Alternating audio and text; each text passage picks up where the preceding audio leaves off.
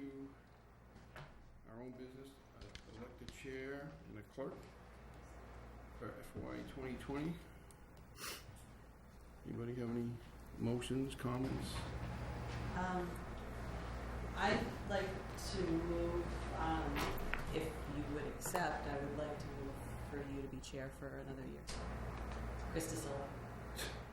It's okay with me, but someone has to second it. I don't know whether I can, but... Second. Yeah, David, Armand, motions? Or? Well, although I would love to see a little rotation going on through our chairs, but I guess I know you're doing such a fine job that maybe we'll put you on for another year. I appreciate that. But I do want to see rotation going on out there, really. Okay. I'd like to see if next year maybe we get someone else to step in. By then I'll probably be done. All right, so all in favor of that? Well, do we need to change the clerk? Not really. Well, I'm going to ask the clerk if she would... Well, no, if you were going to have any constraints, you know. No, I'm happy. Okay. So I make a motion that we nominate Selectwoman, Melissa Hero as clerk of the Board of Selectmen for a term of July 1st, 2019 through July 30th, 2020. Second? Okay. Any discussion? She's wonderful Thank with you. the minutes. Yes? It's actually too fast. Yeah. Okay. So all those in favor? All right, thank you. Thank you all. We have one set of minutes to accept for this week, and there are minutes of our June 18th meeting, and it was make a motion to move to accept and approve the meeting minutes of June 18th, 2019. 2019. Oh, that is wrong. You're right. Good catch. Except last year's too. You can do it. So I make a motion to accept the, approve and accept the meeting minutes of June 18th, 2019 as shown. We have a second, please. Second. Thank you. Any comments on the minutes of the 18th of June? All those in favor?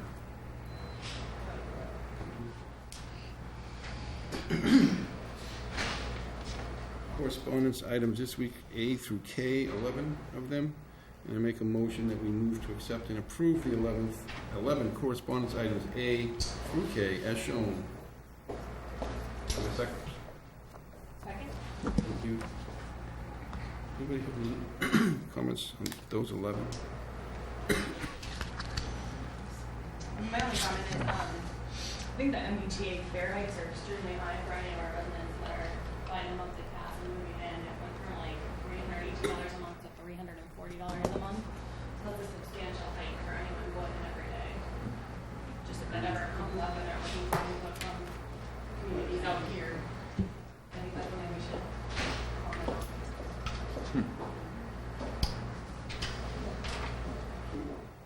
So I got a question for you, Greg. From the golf course, are we going to get this monthly report from now on? Is that what this is? You should have always been getting it, Okay. frankly. So it was in there.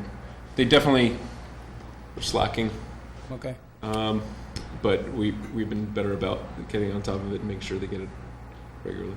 Well, You should be getting it. the report looks good. Obviously, they're having a Yeah. But it's on us okay. to make sure that they continue to get it to us. Very good. Yep.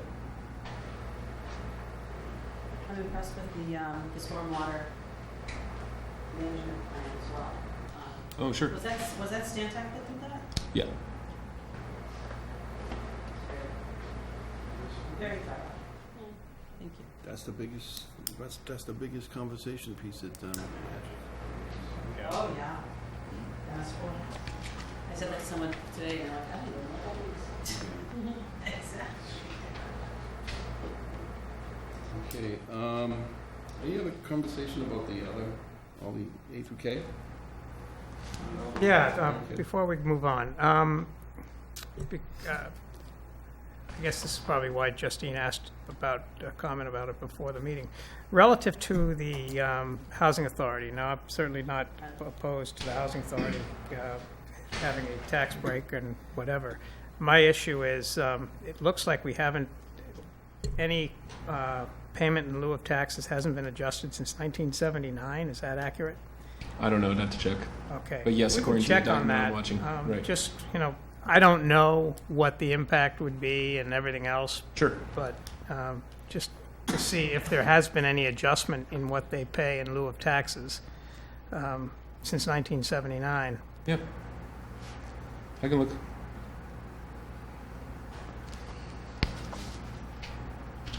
I think there'll be a similar comment on a later agenda item as well.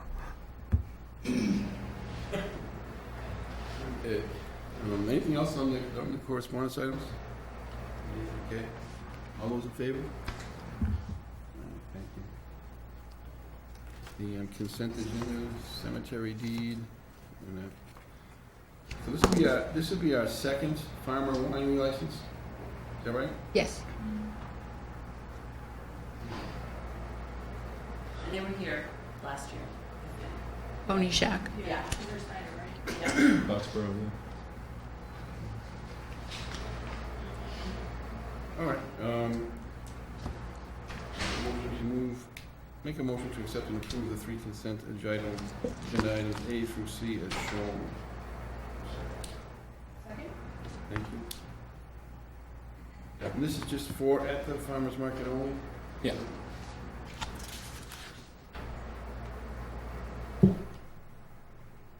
The 110 Grove, we've already, it's all done, right? Right. We just got the approval from the ABCC. So. Right, okay. No, it's fine. It's All a right. good answer. So all those in favor of the consent agenda?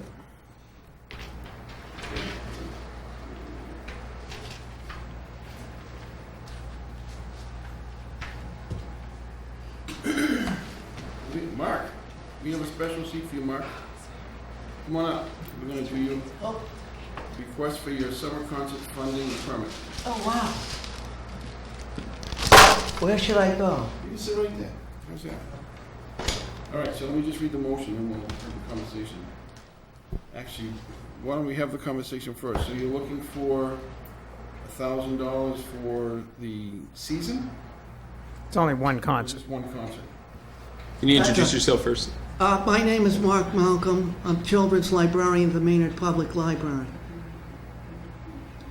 Yeah, what, should I mention what I'm here for? We're seeking $1,000 Okay. for the annual Maynard Public Library free summer concert in Memorial Park. We've been doing this close to 20 years. And it's become one of the biggest days on the Maynard calendar. Other than Truck Day. Oh, yeah, truck day. For kids 4 years old and under, the 2 biggest days of the year are Christmas and Truck Day. Where's Truck Day? Oh, what about Truck Day? I know something. I need absolutely no funding for Truck Day, so you don't have to worry about it. Truck Day. Truck Day, that's where a lot of the different trucks in town gather at the St. Bridget's Church parking lot. The dump truck, the digger, the fire truck, the DPW vehicles, the police car, and the most important truck, the ice cream truck, of course. Most important truck, yes. The loudest too. When is Truck Day? That is always the 3rd Wednesday of July. It's like Thanksgiving. It's always on the final third. So it's coming up. Yeah. It's in 2 weeks. Yeah, it's in a couple of weeks, Oh. Truck Day. What time is it? I had to move the time back. It's usually 11 to 12 this year, 2 to 3, because the police and fire departments are having They're anticipating a fire. they're having a training, so I had to push it back. But 2 to 3, it's the 17th, and the rain date is the following week, the So 20th, it's July 17th? July 17th. And what time? Between 2 and 3. I'm just asking because I'll see if I can get you a couple of trucks. Oh, that would be great. I'm always looking for a new vehicle every year, so. He's got a few in his backyard. Do you really? I'm hoping to get a party bus as well. A party bus. Oh, now you're pushing it. No, you don't have to get me. I'm gonna get the party bus. There you go. I hope so, I don't know. That's a good. Have them Yeah, Gronk. All right, I'll look into that. Seriously look into the Truck Day thing. Oh, I'll get back to you through Becky for the 17th. But the other thing is, what are we getting for $1,000? All right, for $1,000. First of all, you get a a day on the Maynard calendar that everybody looks forward to. The whole town practically comes together for this. Seniors set up beach chairs, families roll out blankets, kids dance around, everybody comes. And it's a cultural activity that elevates the town. It helps the library get identified, and it's good for the economy of Maynard. The concert this year is August 29th. It's going to be at 6 o'clock. And we've invited legendary rock, folk, and blues performer David Bromberg. Now, here's a man who's performed with the Eagles. He's performed with Dylan. He's performed with the Beatles. So this is a big name. So we have to spend a little more this summer than we've paid in the past. And that is what brings me here tonight. But We're paying for the talent. paying a little for the talent, but you're also paying for the benefits that the town of Maynard gets. The concert's at 6 o'clock. He put this on his website. People from out of town, because he's that big a name, are going to be coming. First of all, it's a free concert. He does a lot of other gigs in Massachusetts. You have to pay $75. People are going to come to this one. They're not going to pay $75 for the other one. They're going to come here at 6 o'clock at night. From out of town, they're going to want to eat. So where are they going to go? They're going to frequent our fine dining establishments in downtown Maynard. So the economy of the town is, and the visibility of Maynard. If they like these restaurants, they might just drive back. It doesn't have to be a concert that night. Okay. So it's going to enhance. I think we should make Mark the ambassador. It's going to help out the town. The library will get. I'm going to give him $50. He's going to give him $1,000 already. All right. So I just wasn't sure what the $1,000 was for, but that's fine. Well, he's a major. We've had a lot of big time performers. We've had John Pizzarelli. We've had Maria Muldaur. We've had Tom Rush, Tom Paxton, Peter Tork of the Monkees, Pete Best of the Beatles. Monkees, Beatles. How can you do any more than that? The only one that you could go any further with that would be to bring Elvis in, but that No. logistically He still that sounds wouldn't- good. I don't think it would work out. It would be more than $1,000. Yeah. But, so it's helpful it helps the town out, I think. That's okay with me. And it says the fire, police, and DPW are all set with this too.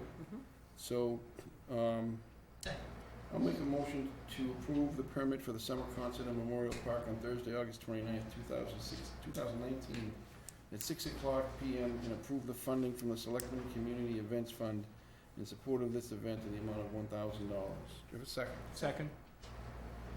How could you not after that presentation?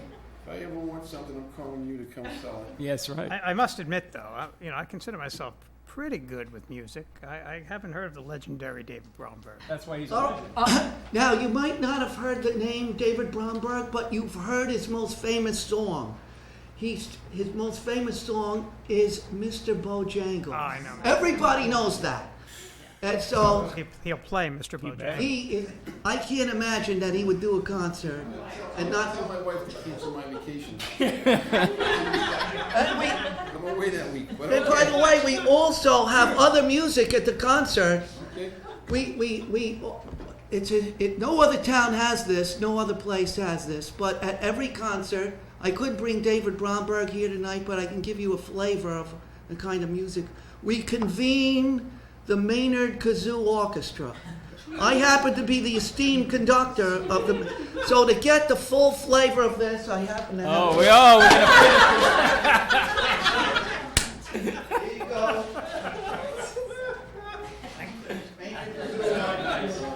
get the orange one. Get the town the orange one. You don't expect this.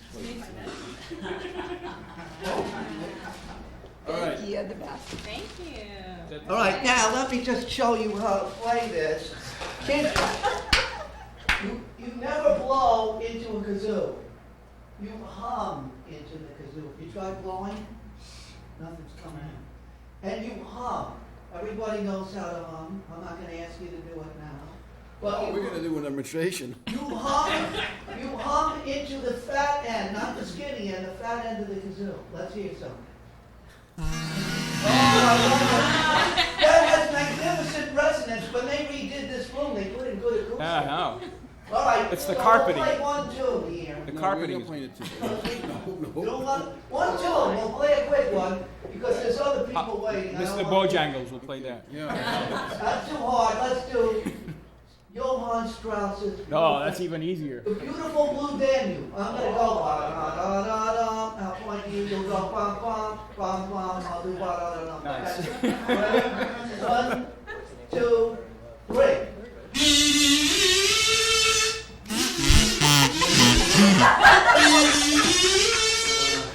Very nice. I'm impressed. Are there any drums in this one? All right. You're not blowing? We'll cut to the end.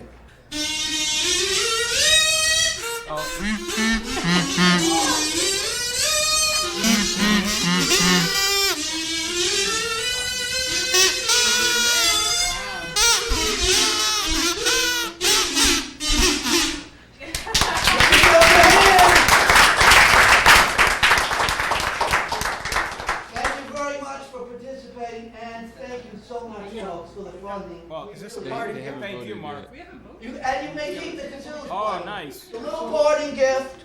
You want us to vote before we leave? Oh, that's right. The highlight of our 2020 fiscal year calendar on the first day.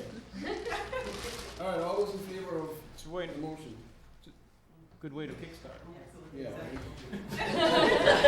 Thank you, Mr. Mark. Thank you. Thank you. Thanks a lot, folks. Can I ask? By the one way, question? it's August 29th at 6 o'clock. I think I said that, but I'm saying it again. I hope I invite everybody to attend. Yes. Oh, Thanks a lot, folks. Can I ask a quick question before we move on? Yeah. About that? So, Yes. it's noted that we could possibly encumber funds Yes. that we already have. Can we do that? Is that what you're planning on doing? That's what we're planning. Perfect. All right. Thank you. Okay, reserve fund transfers for school. Yes. Make a motion to accept the reserve fund request in the amount of $75,600.91 submitted by the school department for activities related to the remediation of Green Meadow School with funding source of Article 3, certified free cash, May 20th, 2019, annual town meeting. We have a second. Second. Thank you. So we saw the transfer. Anybody have any questions about the transfer? We have Michelle here and Maro's here. No. Actually, my question is, how much if we, when you add, I was trying to find the first set to, what are we up to now with the approval of this? $450 out. $455,000? Plus, give or take, 456. And then there's a possibility that you guys might be doing a third. We do have a third one coming. I talked to Mike. That'll be for your next meeting, the 16th. For the 16th? Right. And then FinCom will be reviewing it at their next meeting after that. Do you know how much that's going to be? Yeah, I was just gonna ask the same question. Yeah, it's around, like, I would say, less than 50,000 right at this point. Okay. There's 36,900 for the ceiling grid. There's been some plumbing work, which I think is in the tune of 10,000, and then there was like a couple of minor things so far that all happened before June 30th. And then, like I said previously to FinCom, there may be some things that are happening afterwards, some electrical work and fire alarm work and some replacement of sinks will be the remaining things that need to get done And so, in a deep clean. because that's after, we can't use the money that we, right? It has to be discussed with FinCom. There is a mechanism, but it hasn't been fully discussed with them yet. At the next meeting, we'll be discussing that.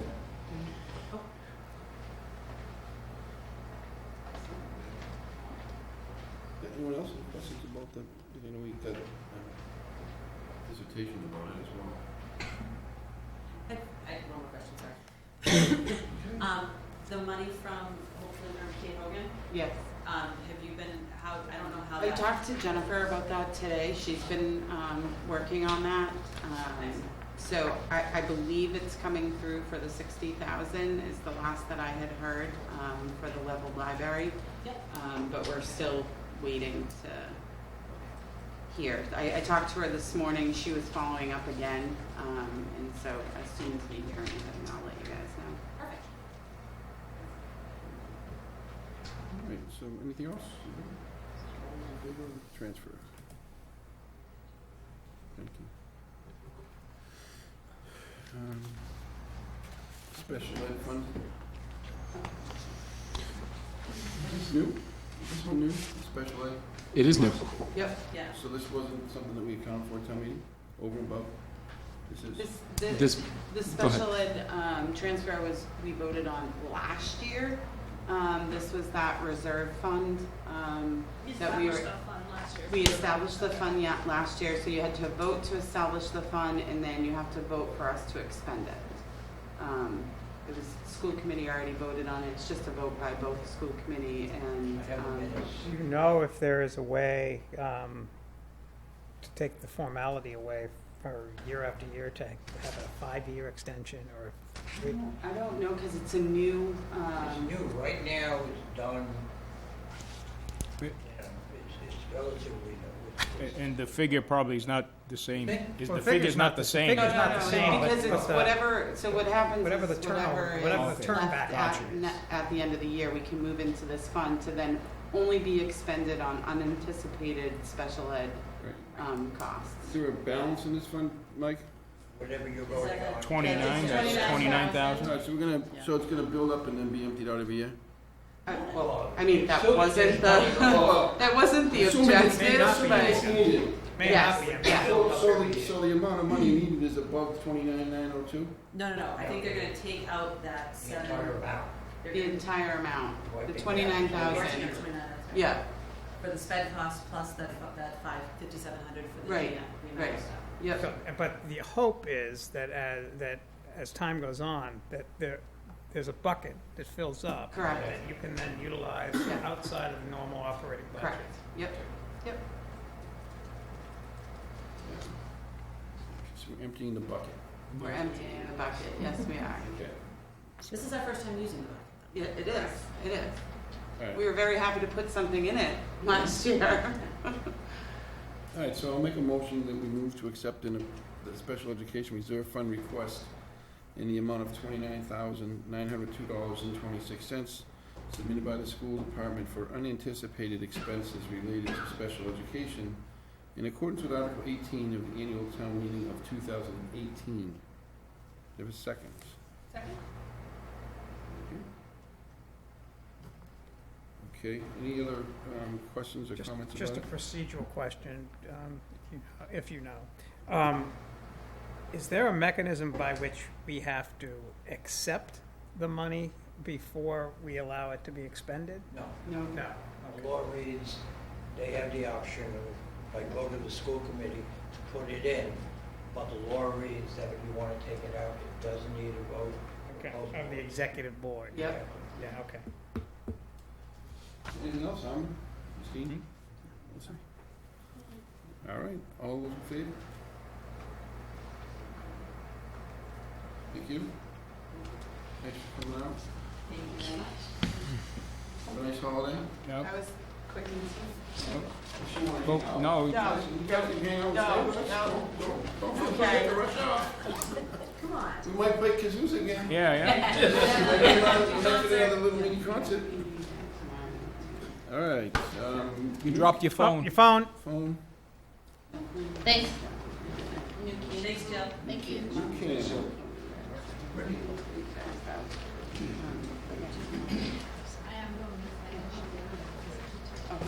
Here's a clicker.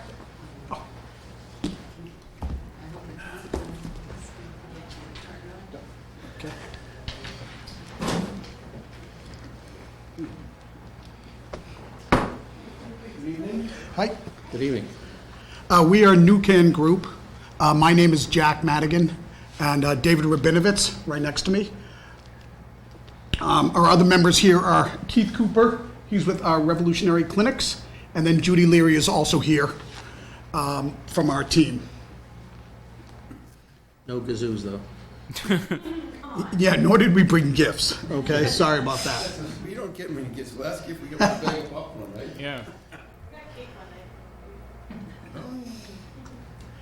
We are here seeking a host community agreement, and obviously we know it's a back and forth, several meetings, and we're here really to introduce ourselves. We are looking for a host community agreement, although in Maynard, it's not required that we have a location yet, and we do understand that that is, we take that before working with the town administrator and assistant administrator, that we then go to the planning board, present it to them, and so that's what we already have a comprehensive security plan, which we will run by once we have a location. We will adjust the security plan to that specific location and then run it by both the police chief and then the fire chief. Fire chief is usually in terms of emergencies. Police chief is more for inventory, things like that, processes and where the cameras are set up. A lot of that type of things are already in place through the CCC's regulations. And we also would look at inventory controls to prevent the theft and leakage, okay, which is, of course, every town is concerned with that. What are the processes? We'll be running that through, of course, through the security plan. All the products that we will be selling on site, okay, we are retail only, so we're not going to be doing any processing. We're not going to be doing any manufacturing, and we're not growing either. That's why we've partnered with Revolutionary Clinics as our primary supplier of product. They have one of the largest grow locations in Fitchburg in the state. So we will, of course, review, from talking to the planning board, traffic plans are very important, how it's going to impact. All the locations that we are currently looking at are all in the overlay section, which we are aware of. I'm from Concord, so I'm very familiar with Maynard.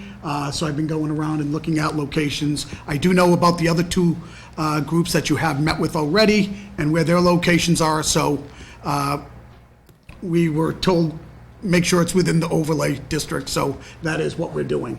One of the things we were also looking to do is to work with the police department on drug recognition experts. There's a training course that the CCC is putting forth and across the state, and we will be looking to do that. That's assisting with impaired driving and things like that for officers, to being able to spot that. Also, the last thing was just the store hours, which we're proposing will all be with the keeping within both the liquor Maynard liquor license, as well as the marijuana rules and regulations that you would put forth. In terms of the retail store, the main point of the retail store is that there will be a mobile app for the shop. Okay, people will be able to pre-order online, and then come right to the store and pick it up. They will still have to wait in line if there was a line. They enter the shop. They will show their ID, and they also show it again when they're purchasing the product at the counter. So it's a double ID verification system going on.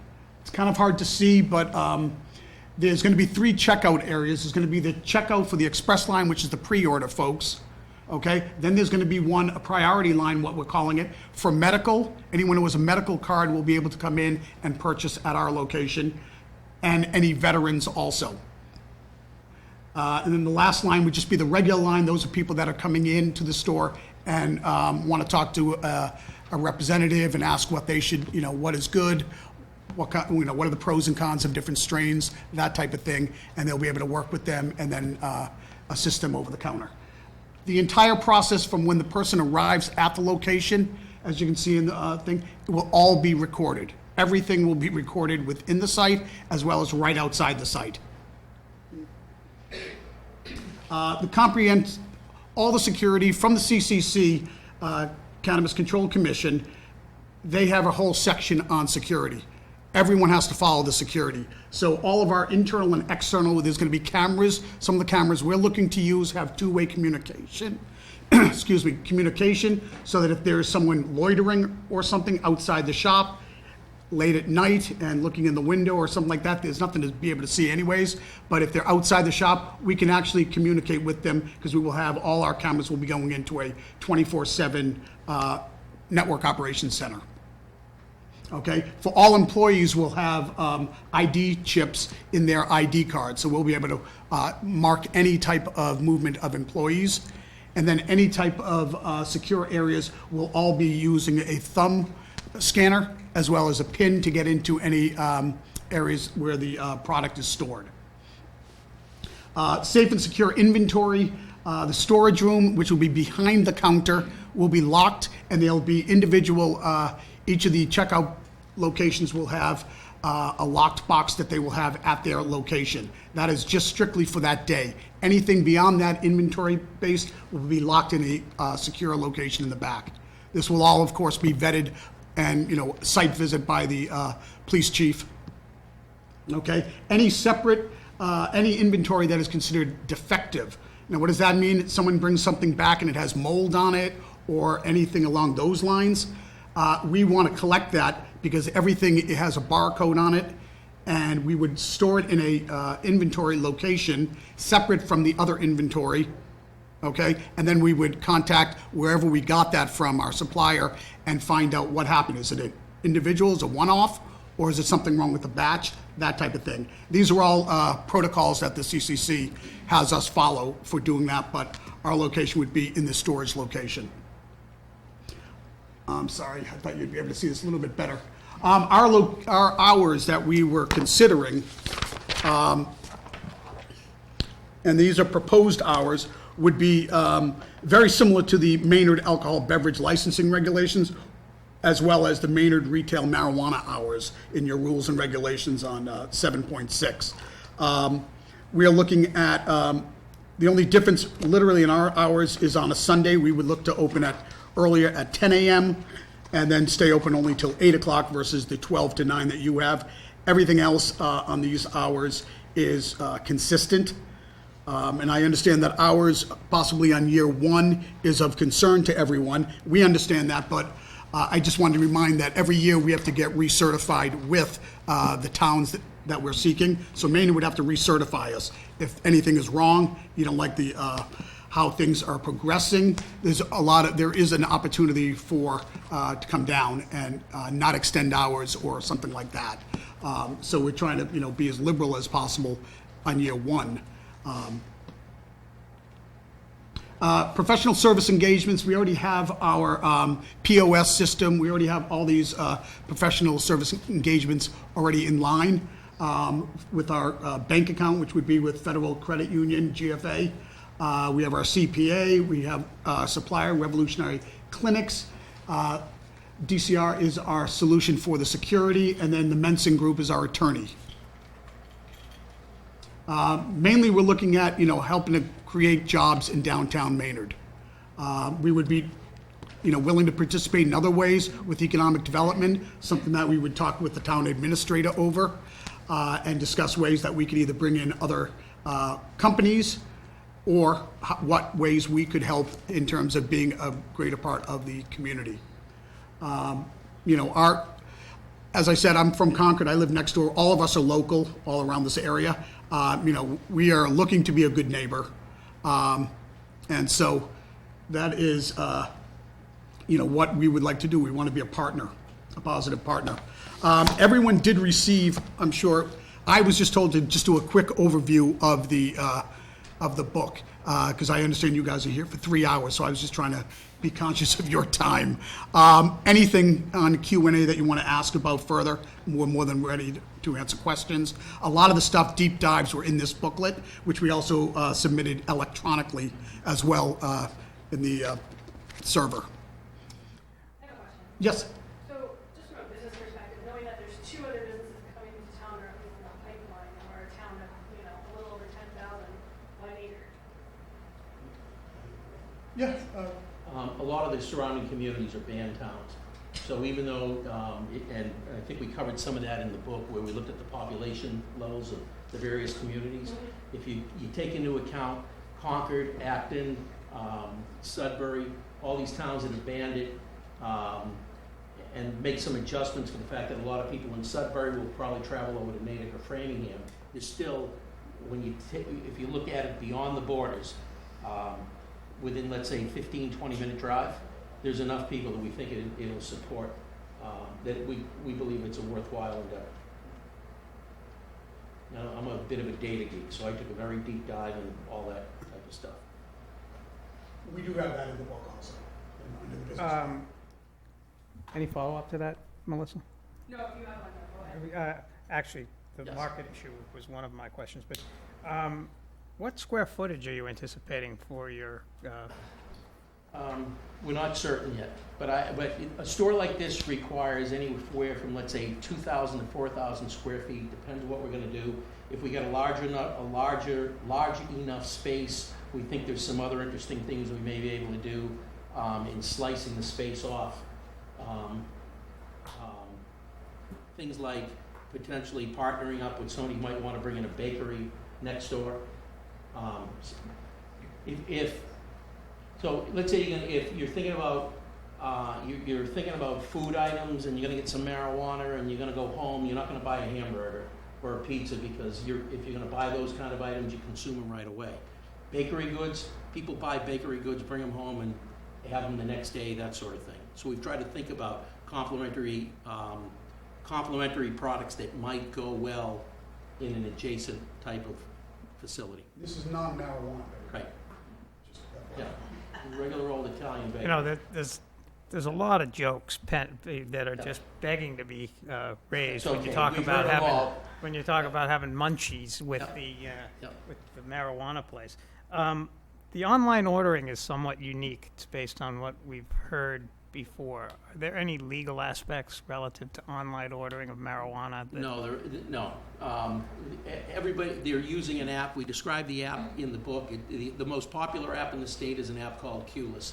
And I think the Qless rose to the top as a result of what everybody saw in the news back in November with the long lines at the first two stores that opened and all the problems out in Leicester. One of the solutions that I'll just say generally the industry came up with was find a way to get people in the store and out of the store to decrease the cycle time and increase the throughput and manage the traffic better.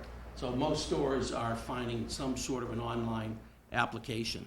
So customers can pre-order, get in and get out for those who don't want to spend time and ask a lot of questions. So to that point, the other two retailers, one of the things that we've been asking them to do is to do by appointments only at the initial stage. Is that something that... We'd be very open to that. The only comment I'll make on that is, and let me see if I can find the page, by the time we get open, if tonight you give us the approval, and then we cut out at a break with Megan and we can get the host community agreement signed, and then we can run out and get a lease signed tonight as well, and then get our application in tomorrow morning, we will probably be about the 175th store open. Page 6. Page 6, thank you. Appreciate that. 172nd. 172nd. So actually, it's probably 170 at this point because there's been two stores that have two groups have been turned down by the Cannabis Control Commission. But if you watch the news, the first 5 or 6 stores that opened up, you knew about it. Every news outlet covered it, and they covered it for a couple of days. Are you aware that there's 2 stores that are going to open on Friday?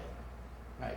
The next 2 stores, 21 and 22, are going to open up this coming Friday, and nobody's covering it anymore because it's uneventful. The stores open up. There's a little bit of traffic, a little bit of fanfare, and that's really about it. There's still a lot of demand, but things are starting to come into a level of equilibrium. They're not there yet. So by the time we get open, there's going to be 170 stores open. The state could probably support up to 325 stores. When you look at all the numbers and where the market ought to be within a few years, but there's a lot of communities where there just aren't going to be stores, not because of the bans, but if you have one liquor store in town and the community voted on yes on the marijuana question, that means that you will have at least one marijuana store. But you start to go to a lot of, there's 351 communities in the Commonwealth. Go to a lot of the smaller ones, they just don't, there's not enough people to support that. So it's unlikely we're going to get up to like, I think if you look at the regulations and do all the math, there could be 521 stores in the state. I don't think it'll ever get there. The proposed hours that you have listed, we just recently, and I don't have them to memory, but we just recently basically approved our marijuana rules and regulations. Are they consistent with the ones we just approved, or are you just pulling them from the liquor? Because they may be different from the liquor. Right, I went by the one, so you just approved a new one since the 8/14/18 marijuana rules and No, regulations. we have, one of the things, Okay. All right. yeah. Behind the scenes, you're considering something. I'm sorry. And then, David, just So that was- I got for those clarification purposes, we were to revisit those hours. Yeah. And I think Correct. we haven't Yeah, established the hours yet, so we are gonna revisit those hours. That's the and- point, yeah. We're clearly going to comply with whatever the town requires Right. on the Yeah. hours. Right. Because they will be our rules. Mhm. Okay. So, just out of curiosity, one of your initial points was that you'd have close to similar hours, but not entirely. So why would you like to be 2 hours early on Sunday compared to our regular business hours? Mainly because of the demographic that is now purchasing, okay? Some people, it's easier for them to get out on a Sunday Okay. than it is during the week. They're home, one parent can watch the kids type of thing, if it's a, if it's a married couple or whatever. And one person's home with the kids, the other person can race out early morning, drop the kids off at soccer or whatever, and then, that was what we were considering. We also tried to balance it. If you look at the table in 15, we tried to balance it against what we were seeing as the weekly hours for the various liquor stores in town. Yeah, I saw that. Yep. Just curious what's- Yep. You said that you were looking in the overlay district, which is fairly substantial given the footprint of the town. Can you share any of the locations that you've looked at? Well, we're still kind of up in the air about those. We haven't come to any conclusions. So not yet, not yet. We're literally at the front end of that. Are you seeking to rent or purchase property? Depends on the looking at property. both. Yeah, we're looking at both options. Some of what we've seen, some are for rent and some are for available to purchase.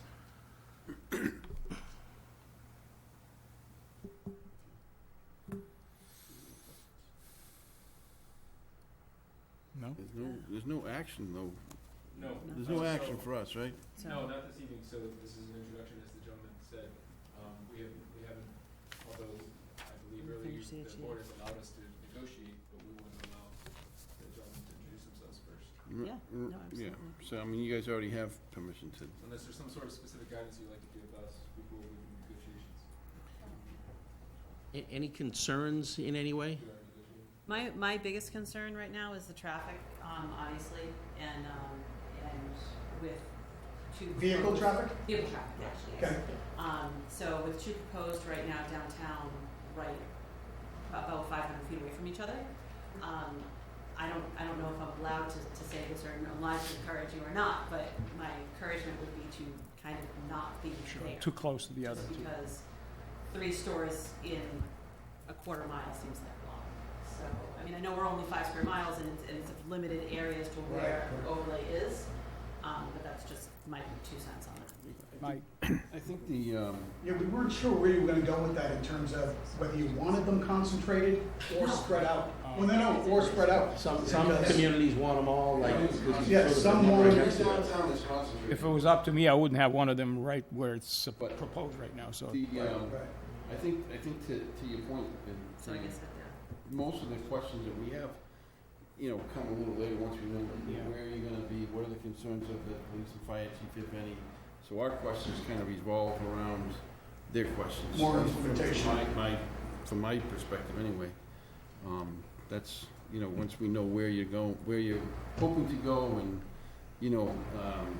security and safety plans and all that, we've kind of got in the tail end of those discussions after, the police chief has been involved in those discussions and everything, and Greg and now Megan as well, so. actually, one other question I have is your security person, is that Ms. Leary? Or is No, that- sorry. not here tonight. Not here tonight, Not here okay, all tonight. right. Yep. I don't remember, probably because there's a lot of them. Do they have experience in the marijuana industry? Yes, Okay. yeah. Is that person's profile on listed? It is not. It No, is okay. not. No. All right. That's it, Mr. Chairman, just. So, I mean, I appreciate, I think we all appreciate the presentation. Does anybody else have any other questions for Can Group? Okay, so yes, you guys are. Thank you, gentlemen. Discussions, thank you very much. Excellent, thank you for your time. Thank you. I appreciate it. Thank you.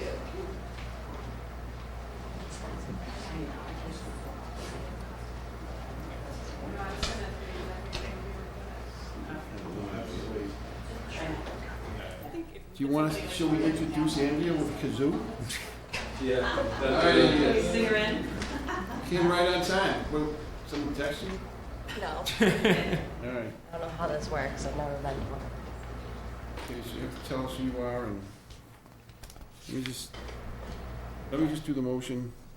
And the motion is to designate Selectman De Silva and Selectman St. John as liaisons from the Board of Selectmen to the Hometown Heroes Banner Program, provide direction to town administrators, town staff's official involvement in support of the group's planning. Do I have a second? Okay. Andrew. All right, my name is Andrea Tobin. I'm involved in many groups in Maynard, the Elks, the Maynard Emblem Club, Girl Scouts, to name a few. But there was a group of community members that came together looking to honor our veterans with the Hometown Heroes, which if you have driven through the town of Bolton, Littleton, Leominster, they have them up on their telephone poles, and it's a nice way to pay tribute to your veterans.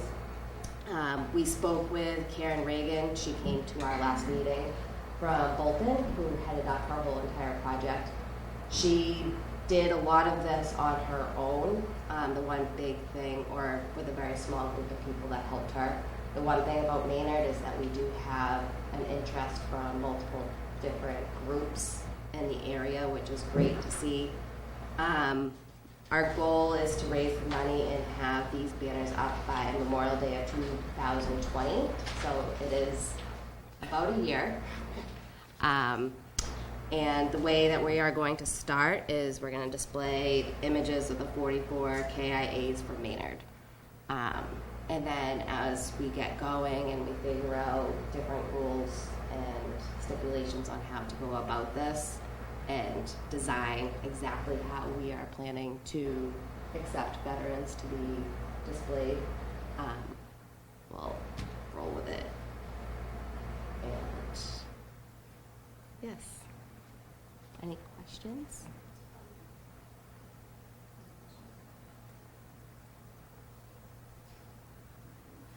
Everybody knows what we're talking about?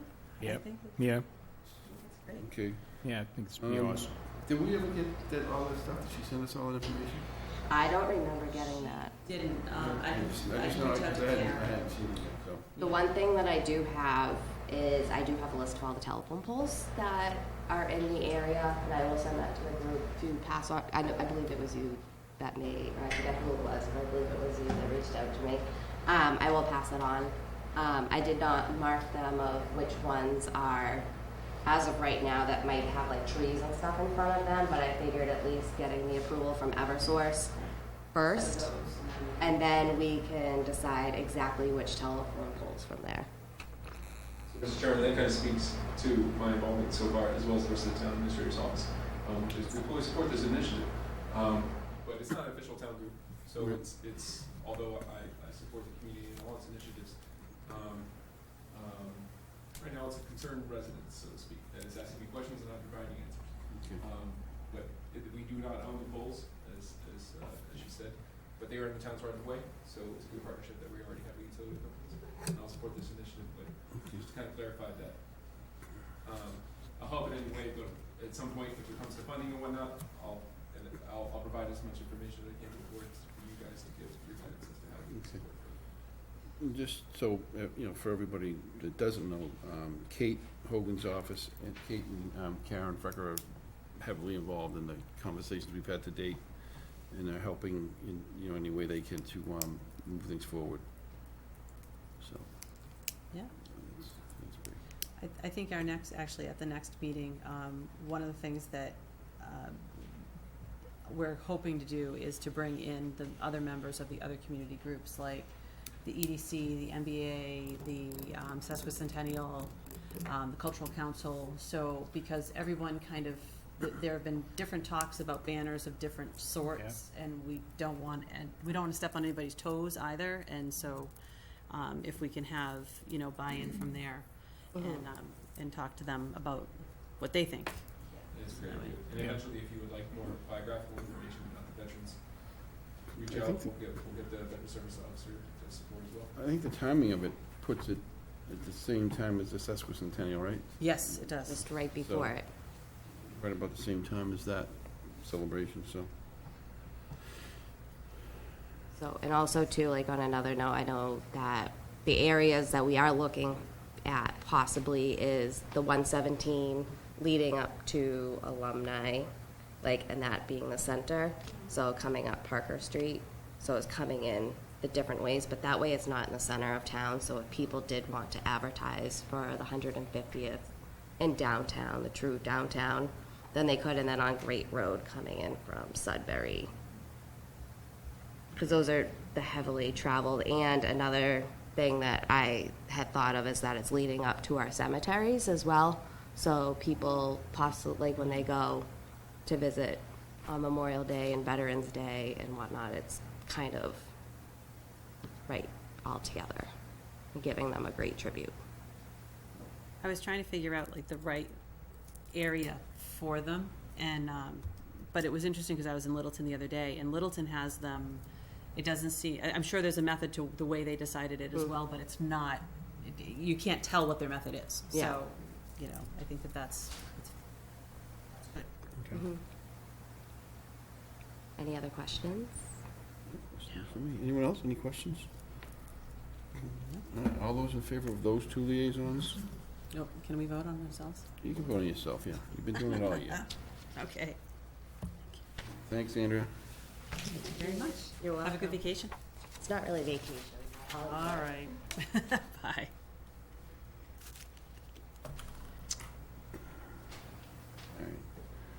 All right. 10. Is this Mr. Nemza? It is, and this is in town this year. Come on up. Hello, Bill. So, I was asked just to kind of give a little background on development agreements in general and how they apply and where they end up being implemented, and some general guidance. I think everybody has a little memo I sent. Can't think of anything else to put in. That's Self-explanatory, huh? I'm happy to answer any questions if there's anything that wasn't clear or that you would like me to address.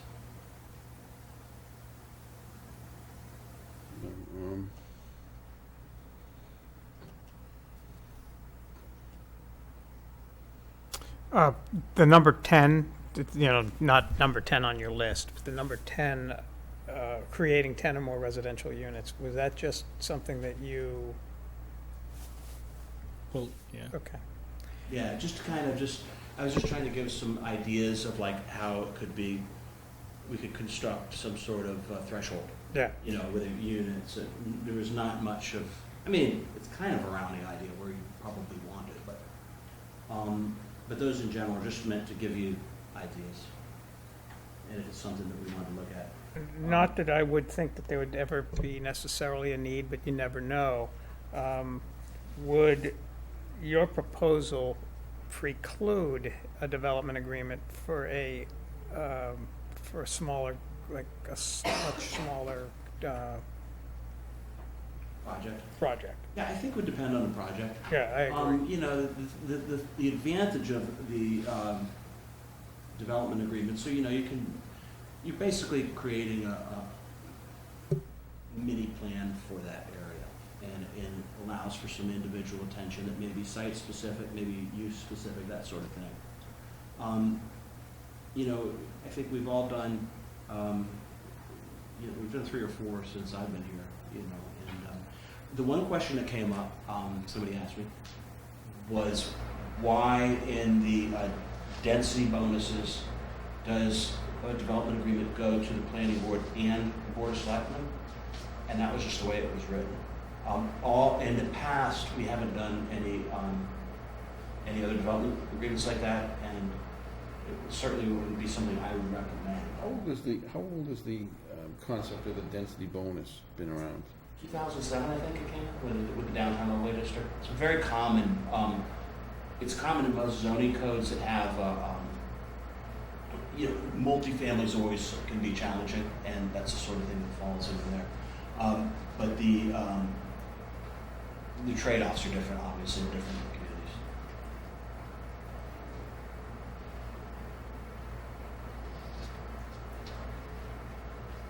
This is a pretty nice blueprint you put together. It's So a- it kind of gives you a something little to bit of use. a, yeah. And so we can talk about, what we want. I mean, it seems as though it's something that we would be doing on a case-by-case Yeah, basis. exactly, yeah, This doesn't, to throw a blanket over it exactly. this doesn't make all the sense in the world, but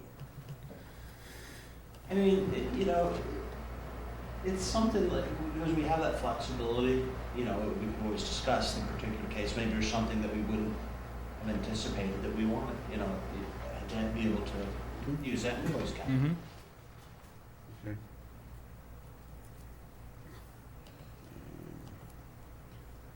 Well, I personally appreciate you putting this together.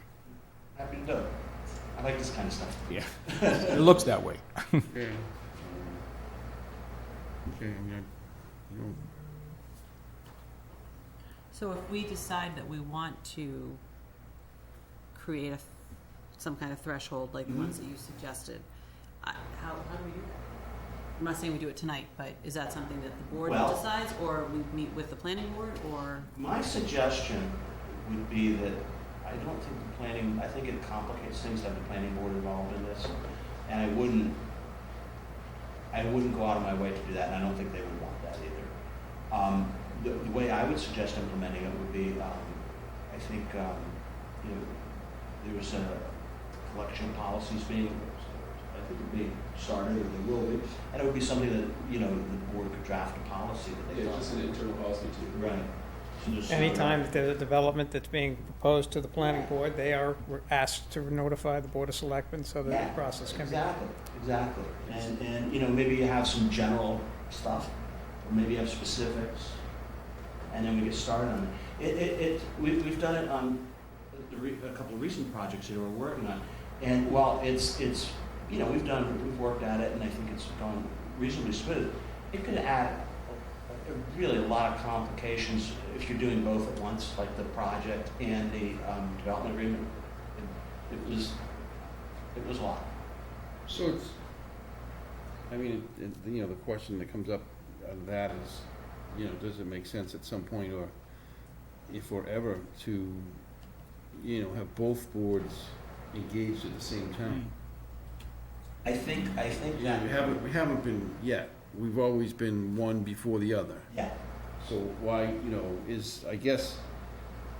is there anything other than just, time and availability that prevents the planning board and the selectmen from working on one of these, from the get-go together, rather than, we do our part, then you do your part? Why wouldn't the two boards cooperate and collaborate to get something done? I think, though, that at some times, I think the project should be defined and complete as far as what it is before a development agreement gets developed, because then you're building in on unknowns. You're talking about, we want a light, or, whatever it might be. We want a street change, when the planning board could, after that's all negotiated out and talked about, could then change what they wish, and then it has to come back again. You can have general thoughts about what we might need in that particular area. So I think personal opinion, based on the ones that I've been through, is that it's easier to have a project and know what we need as a result of what the project presents to us. That's true in general, and that's a good point. On the other hand, if we did it simultaneously, you would really have to have the limitations of the project established before you entered it. Exactly. You wouldn't know how many units. Exactly. That. On the other hand, if we had a unique project that came in, we've had them before, and something came in and it came to the selectmen first, and they said, this is something that's going to require a development agreement, and the selectmen would set the threshold in the development agreement. And so when it got to the planning board, they said, okay, the selectmen have executed a development agreement that allows 15 units. Then that takes that part out, and That's true, the planning board's happy to have that too. So I think it could go either way. I think we need to keep the flexibility in it, but I think to Chris's point is that you want as much as possible not to delay the process. yes. So to his point is if you could start the two boards simultaneously Right. working together at the same time, as opposed to one starts, you don't know how many months, and then another one comes to here, then it goes back there. So I think to his point is somehow or another, if we could have a parallel type of a planning process going forward with the planning Yeah. board. I can understand that, and perhaps the way to do it would be create a sort of template with the basics in it. Yeah. So, there's certain things we're always going to have, and then it might just be a number. Maybe we figure out certain formulas or whatever the case is, and we just plug in numbers, and more or less you have the format or something like that. We could perhaps look at. That'd be, And, if we could fault ourselves from past history, it's perhaps waiting until too long after, you get to a point, and Mr. McDonald's here, so he'll understand what I'm talking about. You get to a point where you know what the project is at some point, and now it's just the fine tuning that the planning board's working on. That's probably a point where you can begin talking about a development agreement, knowing now where everything is at. Right. Versus waiting to the end of the process and then be jumping into a development agreement afterwards. That might cause a delay. But I'm not convinced that a project is delayed necessarily if you wait until you know what the scope is before you actually move in. So I'd hate to get ourselves into a situation where we are, we're going back to the negotiating table per se, because something changed at the planning board level that made an impact, whether it be traffic-wise, even sometimes just the way a vista, the way it looks, might make a difference. The way blocking a view, doing anything that might be of concern to the town or local residents. So, I think another thing though that I'd point out is like the last one that we drafted with Mr. McDonald, Armand and the member of a couple planning board, and he did it pretty quick. Mm-hmm. It was, I don't know what.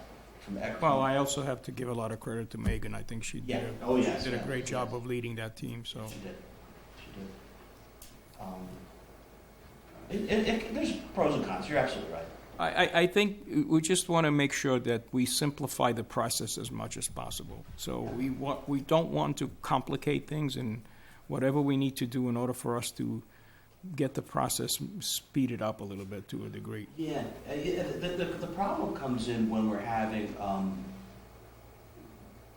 things like a density bonus where it's not, there's a level of judgment and subjectivity that has to be, to be fair to the town, to the applicant, to everybody. There has to be a certain amount of, analysis. It was just coming in for straightforward, and we could look at things. I mean, maybe there is a way to, because we do want the mixed use. We do want the higher density in appropriate locations, and maybe we can come up with that. And that's something I'd certainly look at. Remember, there is also a certain part that's prescribed by statute that we just don't have the flexibility, whether it's a review period or an advertising period, things like that. I can't. But, So you use the word template. Do we have a template that we use for these things, other than the template that is provided through our regulations and our bylaws and all those other things? Is there a template? Don't have one yet. Does that suggest we're going to? Well, if I'm directed, I'll be happy to. I'm just asking because it seems to me we kind of have a template for so many other things where, the steps are 1 through X, and we just kind of follow that. It's true. It just seems, it just seems in some cases, something along those lines would have expedited some of the issues that may or may not have occurred on, by anyone's fault or omission or any other way, It just seems that something that everyone's looking at the same piece of paper from day one, rather than the town has one set of ideas, the developer has another, and the planning board has a third. If all three of us are looking at the same piece of paper, Right. there's less confusion. One point on that issue, though, is the scale of the project itself has a big role as to how you begin your negotiating and what process you follow. A smaller scale project like the ones that we're completing shortly is different than Parker Street. So, Yeah, no question. I mean, one thing, I recognize this in the last year or so, we have a specific application process that has requirements, things have to be included in order to get into the process. So before they get in the process, I think one thing we can do is make sure that we have all the pieces we need to get going. And that's pretty clear cut. And perhaps I've been a little more lenient at times than I would have on accepting things. So that would be something, because I don't want to put the planning board in this position again either. They feel that they're, there's an impression that things are going slower than they need be. Because I don't think that would be accurate. But I will re-examine the development agreement process and see if there's any way to streamline it. I think we could. It's hypothetical, by the way. Yeah. It wasn't or wasn't. I wrote some notes. Anyway, okay. So does anyone have any other questions for Bill or regarding this? No. How we're gonna trudge through it in the future? Of course, now that you have, Megan, who's familiar with those things through the planning board as opposed to maybe others who weren't in the past. Yeah, I think that'll be, definitely. Absolutely. That's definitely a bonus. Definitely a bonus. So, I appreciate you coming in and Yeah, thanks, Bill. chatting with us. Thank you. What was the plan? You should stay right there. You should shift back, I think. Shift back, or, okay. Whatever you want, I can sit right over here. All right. Don't go away, we might need you. Yeah, we're in here. Okay. Team McDonald's. You have enough chairs for the McDonald's? Well, here's plenty, they can slide out. You guys, come on up. So we'll go through the, thing. Mr. Chair, I have just a couple notes on highlighting the project, if that's okay. All right, so let me just, I will read the motion, and then we'll hopefully get a second and open it up for all the discussion we'll all have. So, this is a discussion on the development agreement of 42 Summer Street. And I make a motion that we move to approve the development agreement for 42 Summer Street development. Do we have a Second. second? Armand, thank you, Armand. Okay, Megan? Great. So the project at 42 Summer Street, as we've been discussing, allows for 15 units under the current zoning. The developer, McDonald's Development, is proposing a project with 24 units, which includes 9 bonus units. The development agreement must comply with the zoning bylaw and include an affordable unit dedication and a donation to a community preservation fund or an equivalent fund. So I just kind of broke down the content of this agreement. In this development agreement, the developer agrees to dedicate 25% of the units, which is 6 out of the 24, to meet the affordable housing, affordable unit obligation. They agreed to maintain a town-owned parcel, which is adjacent to the project at 42 Summer, to create a cohesive landscape aesthetic. So it's just kind of it's right next to where the project's going to be, and it would definitely look strange if it wasn't looked at all together. So they've agreed to do that in this agreement. A $5,000 donation to the town's conservation fund, or a fund as directed by the Conservation Commission. And the fourth item involves a town-owned parcel of land on Thomas Street that abuts the Aspet River. In this agreement, McDonald's Development is offered to finance the foreclosure dilapidated structures, remove debris, plan and design a community amenity with the approval of the Conservation Commission, clear the land, provide and install materials for a footpath, landing area, bike rack, benches, and parking. And McDonald's value that service outlined as $95,500. And the development agreement that is in your packet today has been reviewed and approved by the working group that's been working on this agreement. It's been reviewed and approved by town council and the planning board. Can you quickly tell me, where's Thompson Street? Where's this, what is it? Thomas Street. Where is that property? Off of Florida Road. You go from here and you take a left over the little bridge. Yeah. It's the first little Oh, left okay. down And do you own a building right near, oh, okay. greenhouse?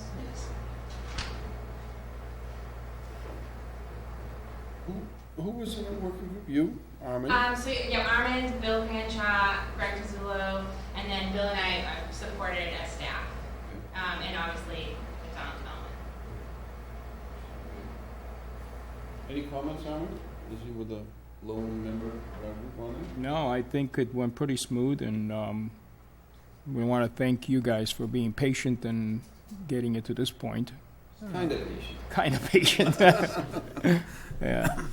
And well, we appreciate it. yeah, definitely. And I think that Thomas Street proposal is gonna help the town and give the town a nice amenity to enjoy. So I think it'd be nice. Can you see it from the street? Can you see it from? Yeah, it's can kind you of see no, it from, no. you It's really see it? It's the last lot on the street. Right. So, I guess we're gonna have to. how will we? I was gonna say that. How will we know? How will we know it's there? Like these signages and stuff like that. Yeah. How will someone know? Well, doesn't it butt Summer Hill, Glen? It does.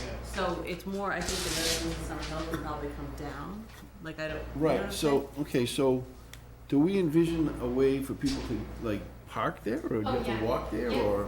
They could park, they could walk. It's walkable from the downtown. Okay. I think it's consistent with our efforts to reclaim the riverfront. And right now, the structure there, it is blighted, and so it would definitely improve aesthetic, improve property value for the area. So I think there's a lot of benefits. It abuts Summer Hill Glen, but isn't the river between it? No. Okay, if you look at this picture, see go here. It'll show you. That's in the next presentation. It'll show you exactly. So you go to that one. Oh, I didn't even see that page. Yeah. So, okay. And the other piece, the amenity piece that you talked about, that's going up the hill behind the paper store to the top of the hill on the left, more or less. Do you mean the parcel that's adjacent to 42 Summer? Yeah. Yeah, maybe you can speak to that, Becky. It's just a small piece of You know what it is? Right, Right above the rail trail? Like there's right a at the top, retaining right wall? at the top of the hill on Yeah, the left. right Okay. at the top of the Right hill. behind the retaining wall. Yeah. Right. Okay. Yeah, that's where I thought it was. I just want to make sure I'm not. It's basically what they're doing is they leaving it the way it is, and you guys just making some adjustments and additions To make it consistent. with the landscaping, yeah. And putting some benches or something, I think. Yeah.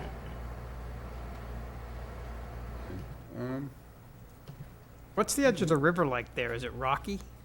On Thomas? Oh, are you planning on swimming? No, I mean for people who might want to put in a kayak or It's something. not rocky. Not yet. It's pretty shallow, but Fairly shallow. I don't know about a kayak. Is it moving? Yes, it's Moving. moving pretty good. we've also only seen it on this season, Yeah. so we don't Oh. know. What We're happened not there? really sure. Right. Any rapids? Other than like a month's worth Yeah. of looking at it. Right. It's beautiful. And they'll be It's working with rotating. the Conservation Commission. Yeah. Yeah. I mean, I would encourage the Conservation Commission to do advertising, Yes. they're the ones that advocate for use of this land. So I guess the questions I would have is, Armand obviously approves of the agreement. Through you, Bill, the suggestion is that the planning board has agreed and approved of the agreement, and as does the assistant town administrator And council. and town council. Well, they approve the legality of the The plan. legality of them, yeah. But, that being said, I guess, unless anybody has any reasons why not, that they'd like to discuss it, we can, with motion's been made and seconded, we could vote and sign the agreement this evening, or unless anybody has any objections to that idea. Okay, so, again, as Armin said, thanks for your patience. I know you guys, it's, through talking to you guys, it's been a while to get this done, and we appreciate sticking in there, just going through the process and getting it done, and we look forward to, another property similar to the other ones that you built in town, so, which are all, beautiful looking properties. So, You've put up with us. You've put up with us a lot. He keeps coming back. So I don't know whether we're crazy or he's crazy, but he keeps coming back. So, but we appreciate it. Obviously, the properties that you guys maintain in town are among some of our finer looking properties and cleanness and neatness and everything else, and that's appreciated. So, And also the tenants are nice.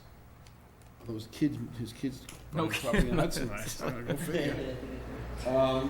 So, anybody have any other questions, objections, concerns?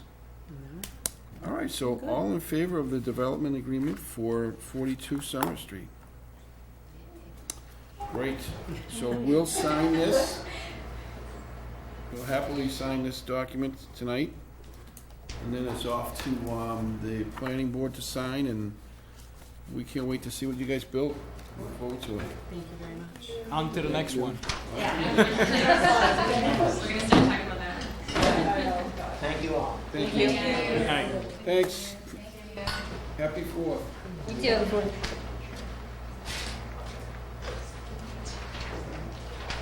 Is this the one we're talking about? The next one? Somebody hasn't changed in a while?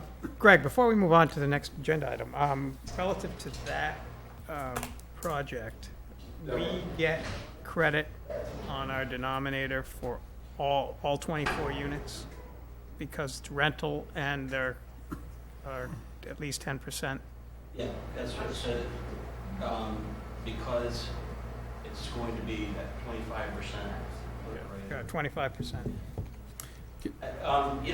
All of it is always at the mercy of DHCD. I don't, at the end, I don't see it. All right. So now we're on to making a motion to authorize the town administrator to negotiate a lease agreement for the town property at 63 Summer Street, which is art space. Do we have a second? Second? Okay. Hey, I thought we already did this. No, they came in and gave us a heads up, like, hey, we're gonna be doing this, like, maybe like No. 8 months ago. I thought we, for some reason or other, I thought we were already in the process of, thank you, Bill. Thank you, Thanks, Bill. I Have thought a happy we were 4th. already in the process, but, My recollection was that we kicked the can back to them and said, like, we're willing to have this discussion, but come back to us with like a presentation about what you're looking for, what you envision the terms to be. And this is the first time we've heard from you. I remember John was sitting there, and it may have still been, it was before Greg, it might have been Andrew that was here at the time. But we did not begin any type of negotiation on it. It was more or less, it's coming, we need to renew, that type of a discussion. What's John's last name? What's John's last You name? on the board? yeah, he's on the board of. He's of on Arts- Art Space. What's his last? I've not met with the board, but I was meeting with the director. Who just resigned? Who's she resigned, right? Is she still Yeah, on there, or Linda. is she? They were hiring a new one. So that's what I'm saying, so no, I've not met any new one, but that's what I'm saying. No, this was John, who he's, Yeah. He was I a wish I board remembered. director. I'm just drawing a blank. They have not hired a new executive director yet. No. So regardless of, even if they come 8 months ago, it We wouldn't be need- so substantial because without a director, I would have been. Exactly. Negotiating. Right. So my only comment on negotiating is I think someone from DPW or when we bring in DPW should be included because I think one of the biggest issues that's come up Yes. prior to your tenure were like the extraordinary repairs and Not prior. My Okay. first week I was there when that Right, theater the flooded. flood, right, a Yeah. flood. That's right. It's always freeze, like it's Yeah. flooding, like there's so much stuff and Yes. there's such a burden on like the town and them. So there's insurance costs, like I will tell you. There are demands to your point, and I fully agree. But that's not something that the director, past director, outgoing director, it's not something that she ignored. Like she agreed that those costs should be considered when it comes to negotiations. Well, so, because according to the lease agreement, so that was actually my question, is I remember that you guys had to deal with a flood of some sort, and whether or not they were the ones who covered that, because technically according to the agreement, it should be them that's paying for that stuff, correct? But we're not gonna, I mean, it is a town property, so as a landlord, who, and Aaron McCloskey specifically, took that ownership, so to speak, very seriously. So he was there to try to help them out and do a lot of it. By their maintenance, it was one guy. It's, like they're not so quick to call service pro or whatnot, so the town was taking that off. But as I'd have to check with the languages, but as far as capital improvements, the town would be involved to a degree. It is our property. We also have Wayne do like some kind of evaluation on the structural integrity of the building before we get into Sure. What our exposure might be. Would you like that? Who would pay for that? I mean, there's just he is on a contract. So but can if Wayne? he's outside the scope of his contract. I mean, that's all I'm saying. I feel like by not doing these things, we could be getting financially deeper by not mitigating like the potential harm to the town. I agree. Because I think that building has a lot of structural deficiencies as well as like plumbing deficiencies. Sure. And it gets, because there's 80-something artists going in and out and using it, I think it gets more wear and tear than we'd experience if it was just like an empty building like Coolidge or something that could be put on the market for redevelopment. And I'm very pro art space. I think it's one of the gems of this town. Mm-hmm. I just think we also have a very tight bankroll, so we should investigate before we enter into negotiations. Well, I agree Totally with agree. what you said. Another concern I have as you read through it is not only, it's generous, to say the lease relative to the yearly cost, but then there's also the no tax implication where, that means that although there's 80, and I always refer to it as 80 businesses that are generating, business for the community, and people are in there, it's an economic engine, so to say. But there are other businesses in town that are paying taxes that are much higher, and that's impacting their small businesses. So is it time to revisit that aspect of taxes, whether it be a payment in lieu that is reasonable or some other approach? Not saying it has to be done, not saying it doesn't have to be done, but it should be part of the discussion, I think. I'd want to see what their P&L looks I like. was going to say the same. You just took the words out of my mouth. Wait, The the P&L. I mean, we need to see their P&L. 20 years, $20 over 20 years is not, I mean, But I mean, to Melissa's point, we don't even know, because they take on nice substantial rent and they have a waiting list. I heard that the artists, like, the rent is so steep and they keep raising Yeah. it, so And then there's a waiting list, Melissa, on top of it all. There's Right. people waiting to get in there. So I don't know about their fiscal management. we need to see their P&L. I think would be helpful to us. yeah. I don't think there's a lot of people on their board of directors or in like the executive director seat that have a lot of business and financial experience. And But I'm sure they have some accounting person doing their, no? I don't know. I don't know, but I can ask. Yeah. At least QuickBooks. Right. Yeah. I got a question. The lease last time was signed by the Maynard School Committee. What was that? So now it's going to be signed by us, or how's that going to work? We have Yeah, I was going to ask the that building question. belongs to us Do now. we sign it? Will we So sign it? I already sent that email to Lisa. So I caught the same thing as Selectman St. John asked me earlier today. So I'll find out.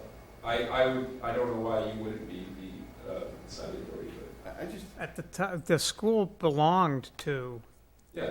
I mean, the building belonged to the school department. But because it's not a school building now. Right. Correct. It's Now, not. it Right. obviously, Yeah, I don't think well, it's- I would think it would be pretty I'm obvious. just gonna double check. But even then, in 2000, I don't think it didn't belong to them. And Diane Dennis Coleman for us. so, I mean, so I'm all good with Greg and whoever negotiating the Some lease. negotiating, I'd yeah. like to see this lease, obviously, this is a lease that's ridiculously favorable to the tenants. Some protection, I mean, to Melissa's point, some protections for the town based on everything that we know about the building and the operation in the building and everything else. I mean, clearly, there's, not that it's, I don't look at it as an opportunity to make money. Yes, But correct. as it stands today, we're going backwards in that property because we're paying different costs for the building and, Right. you know, we should never pay $1 for anything that goes on as long as they're in there for $1 or something as favorable as that, in my opinion. I mean, I agree with everybody's, opinion that, it's a great business for Maynard. It's a great thing for Maynard to have art space there. Happy they're there. It's a great part of the community. But, they should pay their share of the burden.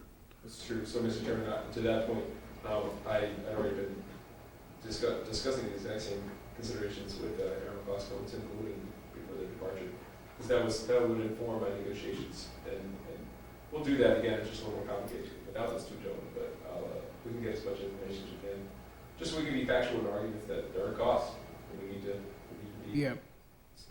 I also don't think we should go over a 10-year lease, just given the health and condition of the building, just on that alone. Which I think was the original point. Yeah. Yeah. Because I think in their email they said a 10 or 20-year lease, and just sure. thinking 20 years down the road with that building is like a scary thought.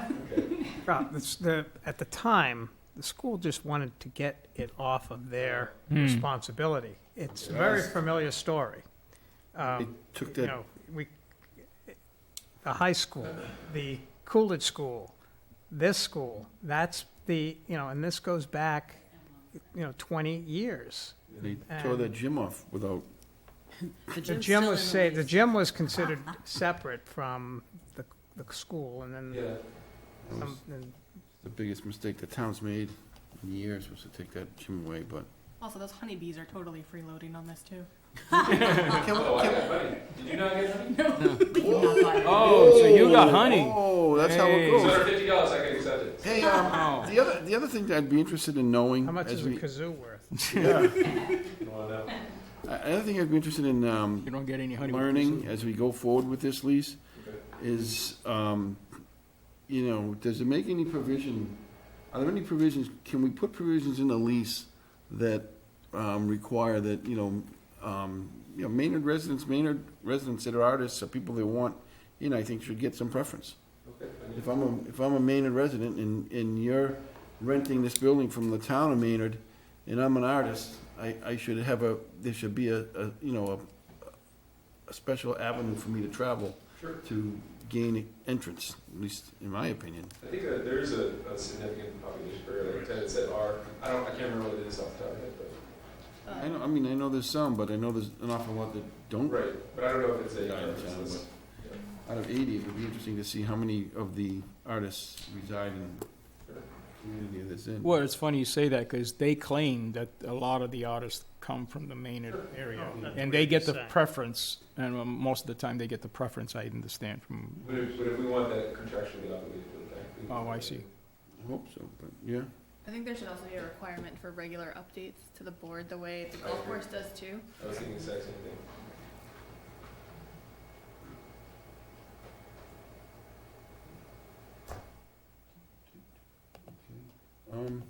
So that's it, Mr. Chairman. You already made a motion, so. yeah, so all those in favor of Craig working on that? Oh, absolutely. Get that P&L, okay? Got it. That's funny, actually. Well, profit and loss. Now we're on to the fiscal year board meeting calendar. So it's not that expensive.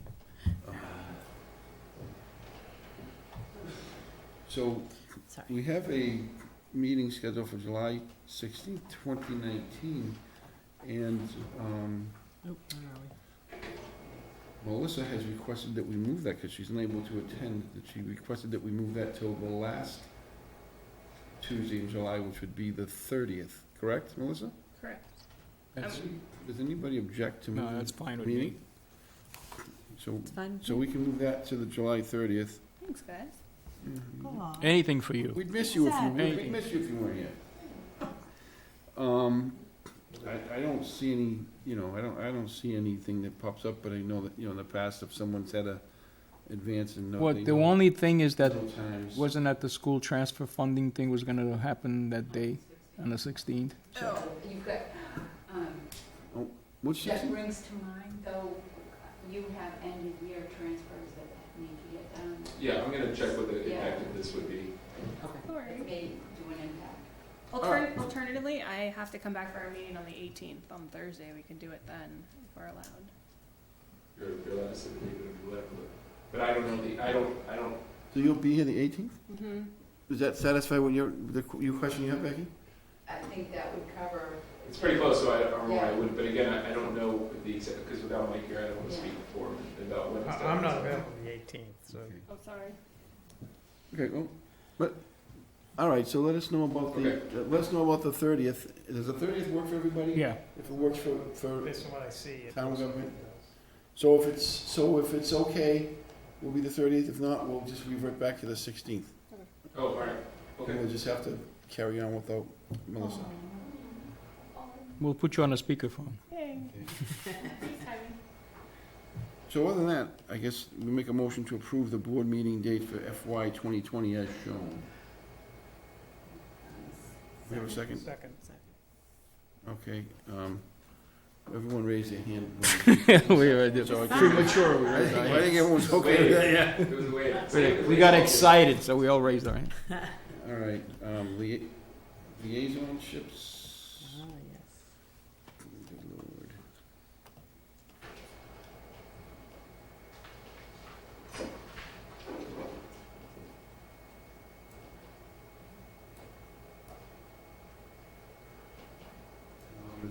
I don't, we're all the same, so does anybody want off of anything, or on anything, or? Right, so this is the existing list, Mr. Chairman. Huh? Right. Right, yeah, so we don't need, unless anybody wants to change anything they're doing now, we can leave it the same. And we'll allow the two that you approved this evening. Oh, the two, yeah, Hometown heroes. yeah, Oh, yeah. that's right. That's right.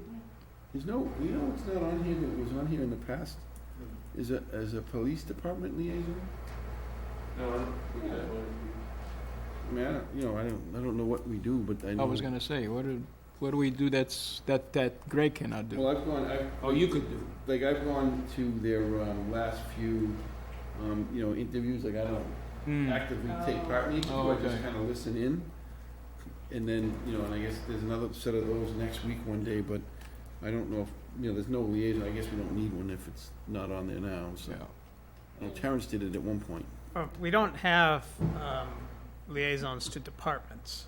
We have although we have one to the school committee, but not to departments per se. Right, That's right. Greg's job. Right, so it would, but for the purposes of whether it be hiring or That's true, too. a certain special project, that would be appropriate, but you wouldn't have to necessarily formalize it today, it could be ad hoc. Yeah, it's fine. I just didn't see it on that, but I wasn't thinking that we don't have them to a part. No, that's a good question. I don't know why in the past, but. I know it was on in the past because Terrence had done it at one time, but if we don't need it because it's a department and Greg is actually the liaison, then that's fine too. Yeah. So, does anyone have anything they want to change? I don't know, though, have we changed the fire station building committee? That's currently off. It's kind of, Still, that's correct, so it's still not an active. so have we changed the name of it though? Were we changing it to something else? No, but there's because it wasn't, just wasn't meeting, it wasn't the same, it wasn't membership, it was basically, my brain is fuzzy, but whatever the term is, when it just is not active anymore. So what's? Dormant. I was also a member of that too, so that if, I don't know if it matters. Yeah. But And it what? effectively was just a working group, because it was just myself, chief, our collaborator. And then whenever, and that's as it right now. He hasn't had a meeting there was, prior to your arrival, there was a formal fire station committee. Oh, right. We This just is haven't where met more in about a meeting. year and a half. There hasn't been any necessary action. Yeah.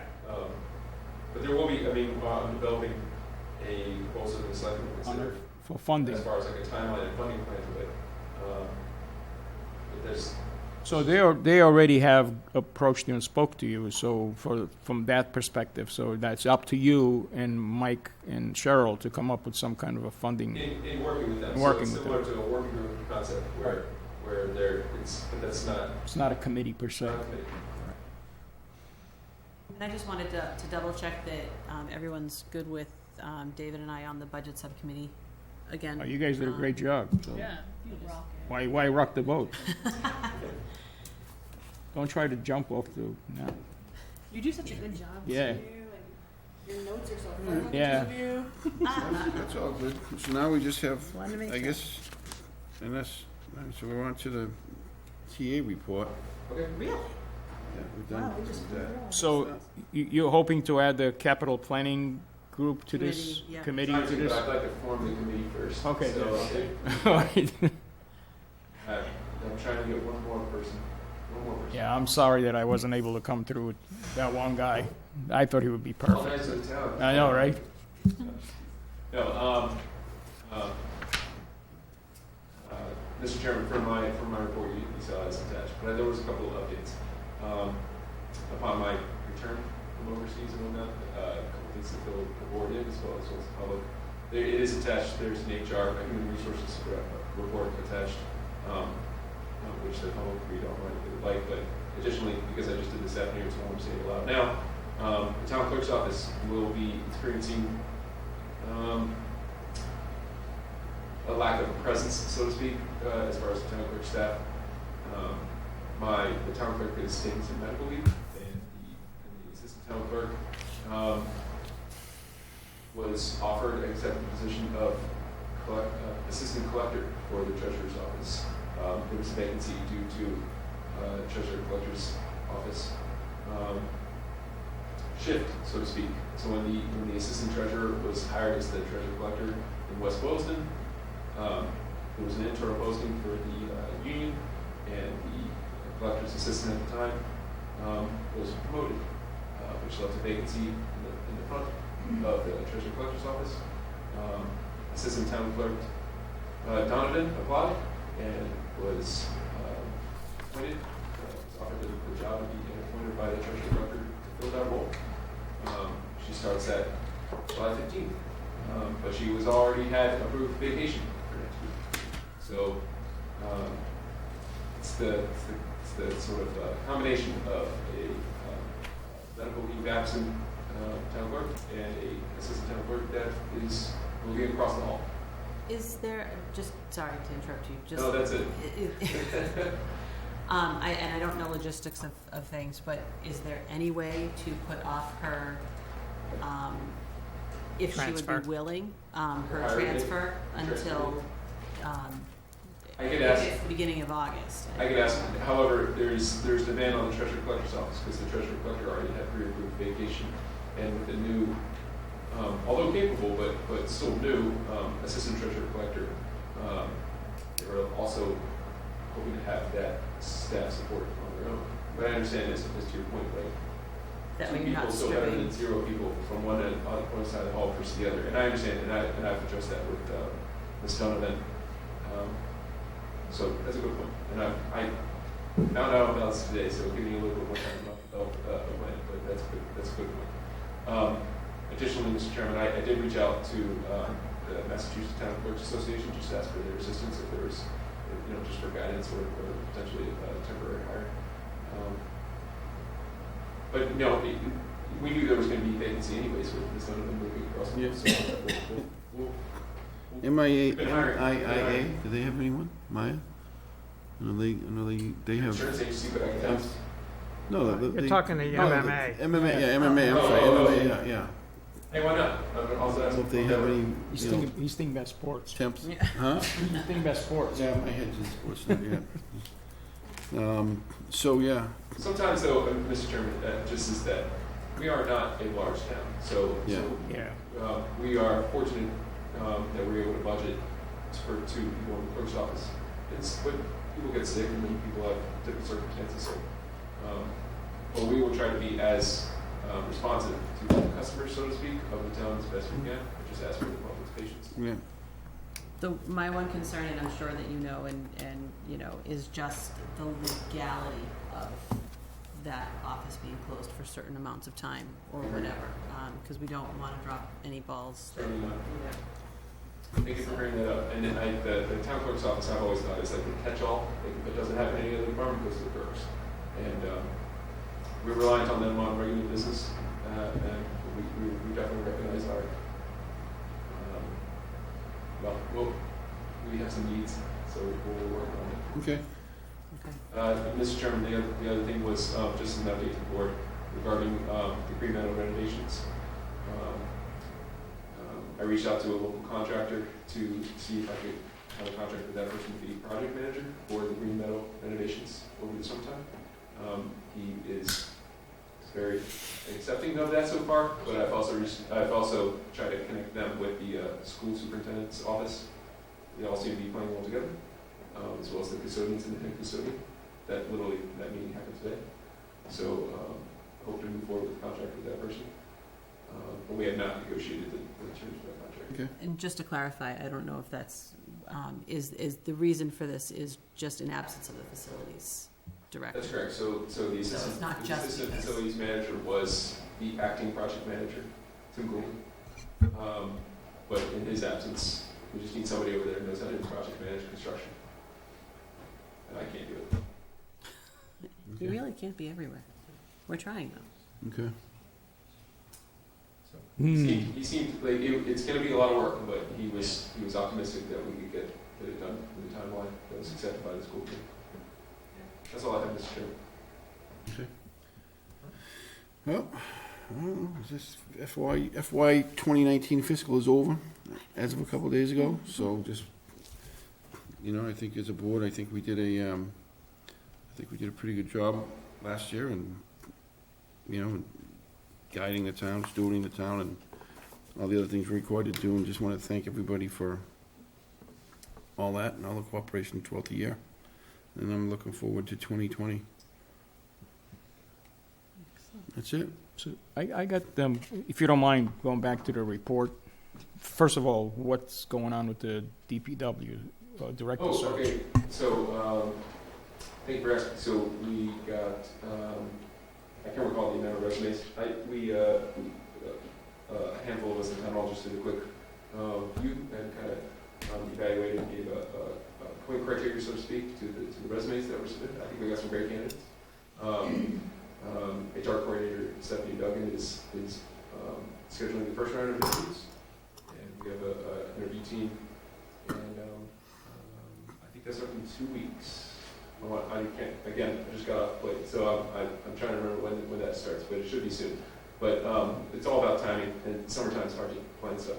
So Stephanie's on vacation this week. Some of the candidates were also happen to be taking vacation, so we're trying to. Yeah. Timing wise, yeah. Yep. And then we need to schedule for the second round interviews with those participants as well. So it just takes a little bit of time, but I hope to have one soon. I think the DPW department, just to speak to that, is doing a great job of kind of maintaining as best they can. They're all kind of working double duties. It's a good thing it's not winter. Yeah, but that's not to say that it's not very demanding. Yeah, these still, days. yeah. Now we did just start the summer help, so that'll be good relief for the DPW. But still, there's a water break, that's going to ruin whatever plans you have for that day. That's up the limit. And they are trying to be as responsible as possible to the daily demands of the public, and try to do this first. Go over here, get a call. Our priorities, right? And I know that you're in your report that you are going to prepare a proposal for the 2019 road maintenance repair. Yes. So I got briefed on that last week, and I was just waiting on town engineer Wayne Nico to finalize the memo. Okay. And then the other thing that I want to just commend from my perspective, Katie Young is doing an unbelievable job, I think, and she's just. She's still part-time or full-time? No, she's full. She's full-time. 'Cause she's doing an unbelievable job. And I'm happy to see that there's some action going on at the powder mill, John Deere thing. Okay. We'll pass that along. Yeah, absolutely. Anything else, Simon? No, I'm good, thanks. Dave? Yeah, you don't have any of your own comments to make? No, Okay. I could, but I'll save them.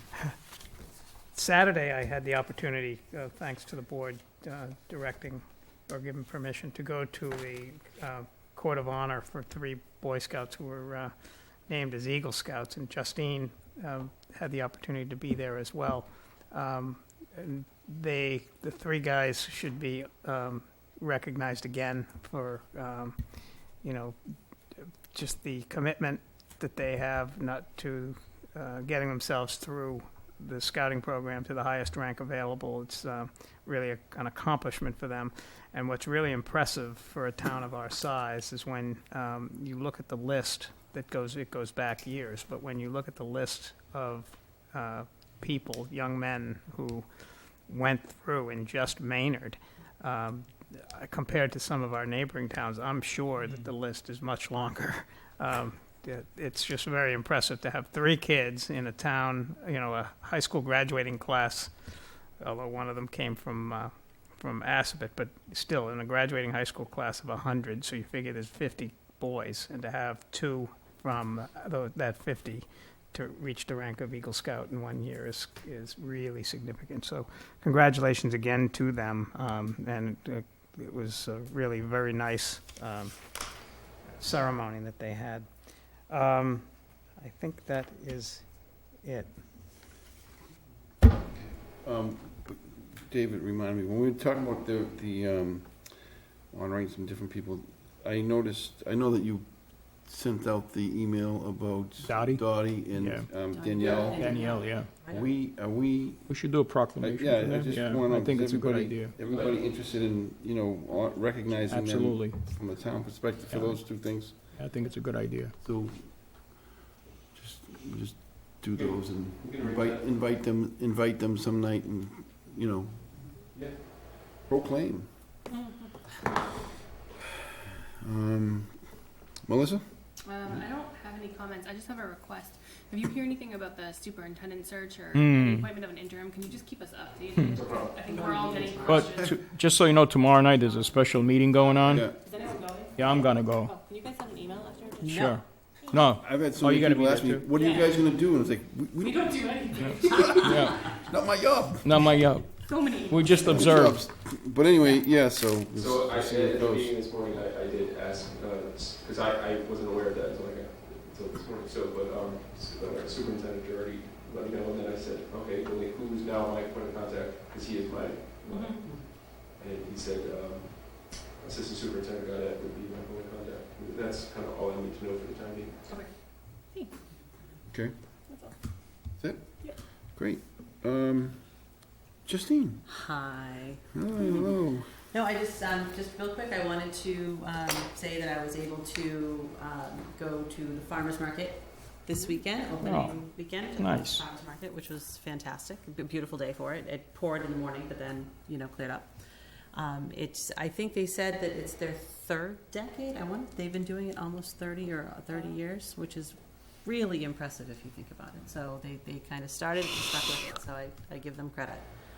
And the other thing is I actually had a conversation quickly with Jim Salvi, who presented at the last meeting about the bikes. And one of the things that we were talking about is exploring more of that information about, how to get people off the trail in downtown. So he was going to... The cannabis stores are going to help.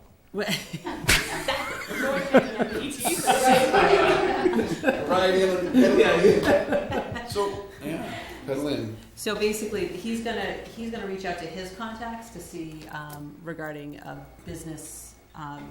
They're used to dealing with businesses and bikes, and to see how the 2 of them connect. And when he reaches out to me, I will then send it to probably Megan and the EDC and everything. So cool. I got one thing that I forgot to mention. At the last economic development meeting, one of the big discussion took place is about the Royal Beijing School that's proposed to open up at Stratus. And it was interesting, the conversation that was going around, and someone proposed that we should be very careful when we negotiate because they have a different way of looking at things. So, and I think it's going to be very positive. I think it's going to be very good for the for the community to have someone like that, and someone brought the point out that it's gonna be a true destination now if that happens. But I just think that, from a negotiating standpoint, and I don't mean know who's gonna culturally? well, it depends, I mean, how, what's that? Just seems racist. Yeah, no, because I think that Megan has been exposed to that. You taught in China, I think. You said. Yeah, I just mentioned that I taught English in China for a year, so I have a real affinity and love for all things Chinese. I also have a Chinese niece, so. I watch a lot of Chinese soaps. Yeah, I think all of us at the EDC and the whole town are looking forward to to working with this group and like we would with any development. Yeah. And the big issue that has come up multiple times, the taxation on that. Yeah, well, we still don't know about that part, right? We don't have any plans even for it, so it's we need some more material to be able to research. But to your point earlier, I've told the staff this, which is as long as we're always honest and forthright and we try to be good partners, as Megan was just saying, just to say like this is what we think the concern should be. And I think we did that day one. I try to tell them like what I think the concerns are. Like, we always be upfront, always be honest with them, and then when they go to the negotiating table, they know what we're going to ask. Like it won't be a surprise.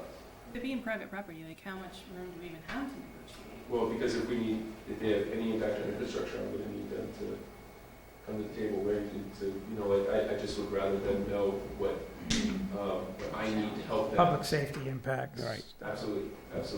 And I think it's early on in the process, but I think that's going to be a concern from a standpoint of public safety. Pilot as well. I mean, if we pilot go as that well. route, then there's a certain amount of negotiating involved. Yeah, but it's early in the process. But I just think it's exciting news. A lot of people in town are excited about that having that place eventually being developed into something that's going to be different. And I think it's put a little life in the hill. Absolutely. There was a question, or there was something said at the FinCom meeting that the possibility was that, but it was unclear whether or not they were going to lease the property, or if if they owned the property, or if they were leasing the property. Yeah, the group we met with owns the property, but how they're planning to structure and file their business with the town is what you don't. We don't know. Well, that's pretty common. Like I own my building and then through an LLC and then I lease it to my company. I mean, that's really common as a structure. So it's the owners are still the operators. It's just how they do it for tax purposes and operating expenses. So then my law firm has a line item on its P&L as to rent. Okay, all right. So so that's my question though: is would they still, regarding taxation? So I think that's a different. The taxation question was different though because it goes back to like how they're utilizing the school, the sound, Which is how they're education. how they're like incorporated. So Right. the owners of the building in the school. Yeah. So Melissa, can they do part nonprofit and part for profit, or it has to be all? I don't do any nonprofit law, so I don't know. Because I'm wondering whether or not they could split that into nonprofit and profit. As soon as we have more information. Okay, we're no, happy it's too to- early to tell. Yeah, no, it is. It's too early, but that doesn't mean that these questions aren't. We have the exact same questions. We have the exact same question. Okay. We'll find out. I mean, it's scary because a lot of private schools are nonprofits, but have bigger domes than a lot of municipalities. Right. President Harvard made $9 million last year. No, speaking about that. Yeah, Parker, is that by the way, is that Maynard Commons or Maynard Crossing? I'm confused. There's one sign says Maynard Commons and another sign says. Changes. They call something different every week. Yeah, even the advertiser or whatever. Yeah, Maynard Crossing on the bottom. Sign for the apartments says the view at Maynard Crossing. And up above the marquee says Maynard Common. Okay. That's kind of hilarious, and I drive by that twice a day. I know. Yes. I do believe, since we met the last time, you recall the question was asked. Yeah, Eversource is there. About energy. Leading Kate. Yeah. They're up and running, I think. Yes. They're up and running. Yeah. They definitely had 8 trucks there. For a week, yeah. I think they posted too, saying that like the interior and the power was on and at least one of the buildings. Yeah. They lights on. They got to be on. They're talking about beginning to start to rent midsummer. Yeah. Yeah, September now. No, okay. Yeah. Any news on what do you call Market Basket? Nothing, huh? I feel like they didn't announce it. They're so about like. They all announced before that they were coming, including Market Basket and Capital Group announced it. Yeah. Market Basket put in the trade publications, but then again, you know. They said I would be the first to know, and you will be the second. Nice. $6 billion judgment kind of slowed them down a little bit. Yeah. Can we finish with the kazoo? No. No, if you want to. So David and I were at the farmer's market. We didn't see you, but we won't say anything. Ooh. We were there I went to early. Allen's Rock We were there Farm. early. We were there early. But I don't know if anyone else saw it. Did you guys see? It wasn't in Jim Salvy's report, but the data that came out about the bikes, Minuteman Bikeway, the whole thing, that whole thing, and it actually shows that Maynard is using more of the Zagsters and everything else. Our level of use is higher than anyone around right now. It's fantastic. So I We should saw that somewhere. What's that? That was in the Zaxter report. Yeah, that's right. The Zagsters. Yeah, that's right. That's right. I did it once. Man, we did it together. You count. I did it with you. I didn't have a credit card. For the first time, we went for You free. need an app? You need the app. I You had need the a app. credit card too? I didn't know you needed a You credit need a credit card and an app? It's like Uber and Lyft. It's like I was setting it up while I was You have to sitting pay there, it. and I didn't have my credit You card. should see how Uber works in Chicago. Whew. There's no fooling around in Chicago. Nothing like here. How's it different? They quiz you, and you know you're not getting in the wrong car, and yeah, totally different world. It's regulated. Which is good. A lot more regulation Safe. than everything else. Yeah, it's kind of cool. least you But know who you- anyway, does anybody have anything else? I'll make a motion to adjourn. All in favor? And our next meeting is the 30th, unless we hear otherwise from Becky and. Thanks, guys. Greg. Thanks for a great day. Just me. Everybody. Sure. Everybody. Everybody. Happy 4th, everybody. Yes, happy 4th. Oh, this is...